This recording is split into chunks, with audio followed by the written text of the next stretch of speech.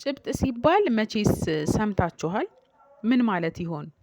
ሰላም እንደምን ከረማችሁ? ይህ ሎየር ምህረት ዩቲዩብ ቻናል ነው። እኔ ጠበቃ ምህረት ነኝ። እንደምታውቁት እንግዲህ በሳምንት 2 ጊዜ ህግን በተመለከተ የተለያዩ መረጃዎች ቀለል ባለ መንገድ የምሰጥበት የዩቲዩብ ቻናል ነው። በነፃ ስለተለያዩ ህግ ነክ መረጃዎች እንግዲህ ባላችሁበት ይደርሳችኋል ማለት ነው። በተለያየ ጊዜ ጭብጥ ምንድነው? በሚል ብዙ ሰዎች ሲጠይቁ እሰማለሁ እና እስቲ ዛሬ የህግ ትምህርት ወይም ደግሞ የህግ እውቀት ለሌላችሁ ሰዎች ጭብጥ ምን እንደሆነ እንዲሁም ደግሞ አንዳንድ ስለ ጭብጥ ማወቅ ያለባችሁን ነጥቦች አነሳላችኋለሁ ማለት ነው። መልካም ቆይታ። እስቲ ወደ መጀመሪያው ነጥብ ስንሄድ ጭብጥ ምንድነው የሚለውን በተመለከተ ላንሳላችሁ። እንግዲህ ጭብጥ ማለት ምን ማለት ነው? በፍትሐ ብሔር ጉዳይ ላይ ከሳሽና ተከሳሽ ይኖራሉ። ከሳሽ የሚጠይቀው ጥያቄ ይኖራል እንግዲህ በክሱ ላይ ተከሳሽ ደግሞ ለቀረበበት ክስ የሚያቀርበው መልስ ይኖራል ወይም የመከላከያ መልስ ማለት ነው።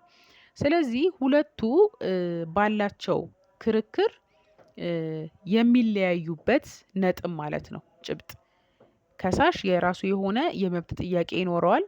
ተከሳሽ ደግሞ አይ ብሎ የሚያቀርበው መልስ ይኖራል። ስለዚህ በዚህ መሃል በሁለቱ መካከል የሚያከራክረው በትክክል ምንድነው? የትኛው ጥያቄ ነው መመለስ ያለበት? ማለት ፍርድ ቤቱ ውሳኔ ሲሰጥ በሁለቱ በተከራካሪዎቹ መካከል ያላግባባቸው ነገር ወይም በክርክር የተለያዩበት ነጥብ የትኛው ነው ብሎ ለውሳኔው መሰረት የሚያደርገው ነጥብ ወይም ጥያቄ ማለት ነው። ስለዚህ በአጭሩ ምንድነው ተከራካሪዎች በክርክራቸው የሚያለያያቸው ወይም ያላግባባቸው ነጥብ ማለት ነው። ምክንያቱም በተከራካሪዎች መካከል በትክክል የትኛው ነጥብ ላይ ነው የተማመኑት፣ የትኛው ነጥብ ላይ ነው የተለያዩት የሚለው ነጥብ በአግባቡ ተለይቶ ጭብጥ ሊመሰረት ይገባል ማለት ነው። ምክንያቱም እስከመጨረሻው ድረስ እዚህ ጭብጥ ላይ መሰረት አድርጎ ነው እንግዲህ ፍርድ ቤቱ ውሳኔ ሊሰጥ የሚችለው። እንግዲህ ጭብጥን በተመለከተ በፍትሐ ብሔር ስነ ስርዓት ህጉ ከአንቀጽ 246 ጀምሮ ብትመለከቱ ጭብጥን በተመለከተ ያው የሰፈረበት የህጋችን ክፍል ነው ማለት ነው። እንግዲህ ጭብጥ ማለት ይህ ከሆነ ጭብጥን በተመለከተ የተወሰኑ እስቲ 4 ነጥቦችን በጣም አስፈላጊ ያልኳቸውን ላንሳላችሁ።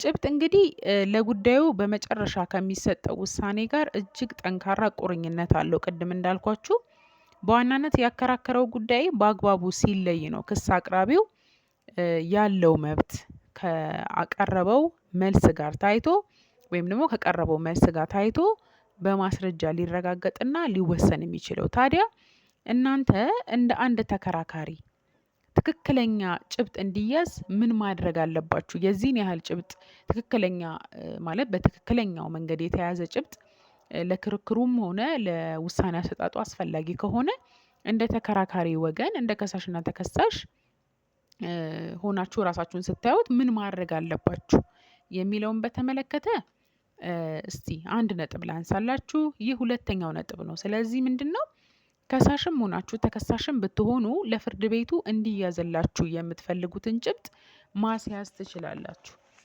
ይህም ምንድነው ለክርክራችሁ ውጤት እንዲኖረው የሚያደርገውን ጭብጥ ለይታችሁ ማቅረብ እንደምትችሉ በስነ ስርዓት ህጉ ላይ በግልጽ ተቀምጧል። ስለዚህ በክርክር ወቅት የትኛው ጭብጥ ነው በፍርድ ቤት ተይዞ ውሳኔ ሊሰጥበት የሚገባው የሚለውን በተመለከተ ያመናችሁበትን እና የተስማማችሁበትን ለፍርድ ቤቱ ማቅረብ ትችላላችሁ ማለት ነው። ያ ማለት በመጨረሻ የሚሰጠው ውሳኔ በእናንተ መካከል ወይም በተከራካሪዎች መካከል ያለው ልዩነት ወይም ደግሞ ያከራከራችሁን ዋነኛውን ነጥብ ፍርድ ቤቱ ውሳኔ እንዲሰጥላችሁ የሚያስችል ነው ማለት ነው።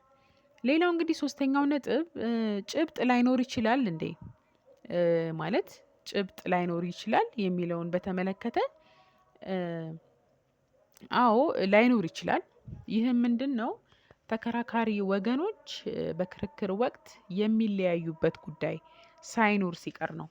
ማለትም ከሳሽ ለምሳሌ እንደው የብድር ውል እናንሳና ከሳሽ ለምሳሌ የሚያቀርበውን የብድር ገንዘብ ይከፈለኝ ክስ ተከሳሽ ብድር መኖሩን ሳይክድ ማለት ገንዘቡንም እንደሚከፍል ከገለጸ ፍርድ ቤቱ ወዲያው ውሳኔ እንደሚሰጥ ያው በሕጉ የተቀመጠ ነገር ነው። ሁለት ማለት ተከራካሪዎችን ያላግባባ ነገር የለም። ስለዚህ የሚያዝ ጭብጥ የለም ማለት ነው። አሁን የበለጠ ጭብጥ ምን ማለት እንደሆነ ግልጽ የሚሆንላችሁ ይመስለኛል። ስለዚህ ሁለቱ ባልተካካዱበት ሁኔታ ፍርድ ቤቱ የሚይዘው ጭብጥ የለም። ስለዚህ ከሳሽ ባቀረበው ጥያቄ መሰረት ይወስናል ማለት ነው። ይከፈለው ብሎ ሌላ የሚያዝ ጭብጥ አይኖርም ማለት ነው። ስለዚህ ሁልጊዜ ጭብጥ ላይኖር ይችላል። ወደ አራተኛው ነጥብ ስንሄድ አራተኛው ነጥብ ደግሞ ምንድነው? ከጭብጥ ጋር በተገናኘ ምንድነው የመጨረሻ ውሳኔ ስለተሰጠበት ጉዳይ እስቲ እናውራ። አንድ ጉዳይ እንግዲህ እንደምታውቁት ፍርድ ቤት ቀርቦ ሊወሰንበት የሚችለው አንድ ጊዜ ይህ ምንድነው? ጉዳዩ ሲቀርብና በፍርድ ቤት ውሳኔ ካገኘ በኋላ በዚሁ ተመሳሳይ ጉዳይ ላይ በተያያዘ ጭብጥ ላይ ሌላ ክስ ሊቀርብበት አይችልም። ይህ ማለት ምንድነው? አንድ ክስ ቀርቦ ጭብጥ ተይዞ ውሳኔ ከተሰጠ በኋላ በዚሁ በተመሳሳይ ጭብጥ ላይ ውሳኔ እንዲሰጥ ሌላ ክስ ቀጥታ ክስ ማለት ነው ይግባኝ ያልሆነ ቀጥታ ክስ ሊቀርብ አይችልም ማለት ነው። ስለዚህ በአንድ ጭብጥ ላይ አንድ ፍርድ ቤት ውሳኔ ከሰጠ በኋላ በተመሳሳይ ጭብጥ አዲስ ክስ ሊቀርብ አይችልም። ጉዳዩ ተመሳሳይ ሊሆን ይችላል። ነገር ግን በፊት ፍርድ ቤቱ ጭብጥ ይዞ በወሰነበት ሁኔታ ተመሳሳይ ጭብጥ ተይዞ ለማስወሰን ክስ ሊቀርብ አይችልም። መጨረሻ ላይ ያነሳሁት ነጥብ ይሄ ተመሳሳይ ጭብጥ ላይ በድጋሚ ክስ ሊቀርብ ይችላል አይችልም የሚለውን በተመለከተ ያነሳሁትን ነጥብ በተመለከተ ምናልባት ለሕግ ባለሙያዎች እንደማስበው የበለጠ ግልጽ ሊሆን ይችላል። ሆኖም የሕግ ትምህርት የሌላችሁ ሰዎች በዚህ ደረጃ አሁን ባቀረብኩት መንገድ ተረድታችሁ በዚህ ደረጃ ይበቃል ብዬ አስባለሁ መረዳታችሁ። ነገር ግን አንድ ጉዳይ ሲገጥማችሁ ደግሞ ከባለሙያ ጋር በመማከር አዲስ ክስ ማቅረብ እችላለሁ ወይስ አልችልም በዚህ ጭብጥ ላይ የሚለውን ያው ምክር ማግኘት ትችላላችሁ ማለት ነው። ነገር ግን እንደ መሰረታዊ የሕግ እውቀት ይሄንን ካወቃችሁ በቂ ነው ብዬ አስባለሁ።